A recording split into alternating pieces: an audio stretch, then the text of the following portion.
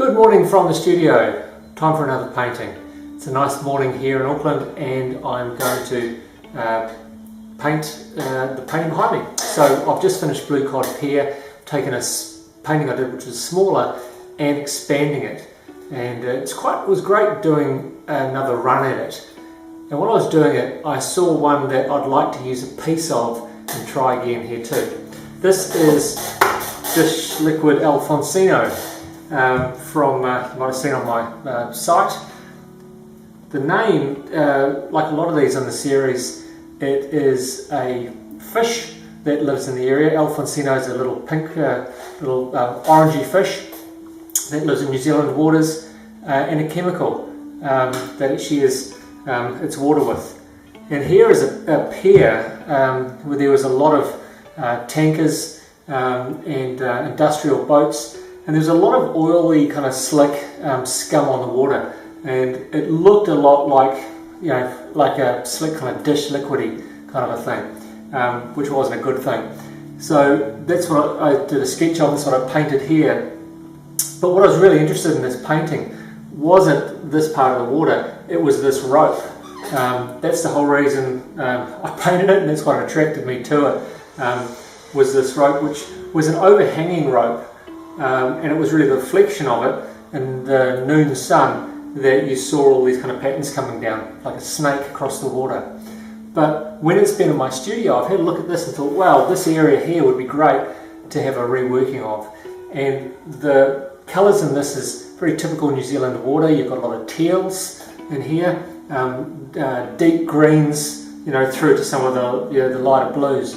But I'd like to push it. So what I'm going to be doing is really trying to maximise these, have richer greens and blues, big brush, and really just focusing on this kind of area up here. I'll probably tweak around with it a little bit before I'm finished.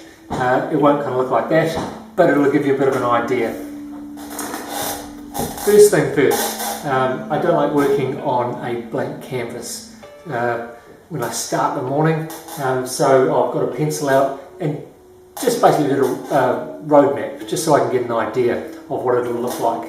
When I start painting, that'll change, and I'll paint over a lot of that stuff as well too, but it just gives me somewhere to start.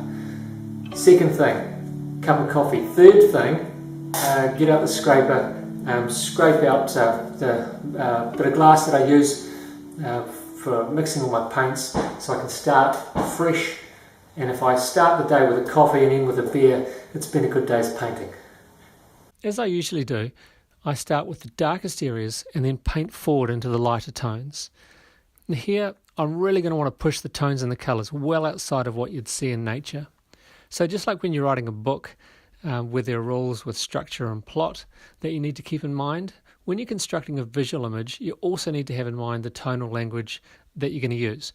And if you do this right and consistently, then you can push the tones and use almost any colours you want, and the painting should still read clearly to a viewer's eye. And that's how, when you see a purple haystack in an impressionist painting, it makes sense. Or in this case, a big canvas full of strokes of purples and yellows, greens and blues will become water. So my visual rules for this painting are that blues are the surface of the water and greens are the depth. So wherever the sun hits the water, the sky is reflected and so it's blue. And in the shade, I can see through the surface of the water, so that'll be green. Where the light hits the water directly, you'll get these swirly, very light green highlights, which your eye will read as white. So a quick thing to remember is that no ocean is just one colour blue. Here I already have 3 blues, and by the time the painting's finished, I'll have 6 or 7. Now it's time to start having fun. You can see through the water on the top right hand side by the wharf. And how that happened is because of this visual language. Green is depth, blue is surface. So some smoky blue dashes make a surface where you can peer through to the water below. The reflections on the main part of the painting are from what's sitting on top of the wharf, which is just outside the canvas frame. I'm not going to tell you what it is, but it's making a hell of a mess, and it's making the sea all oily. Highlights go in.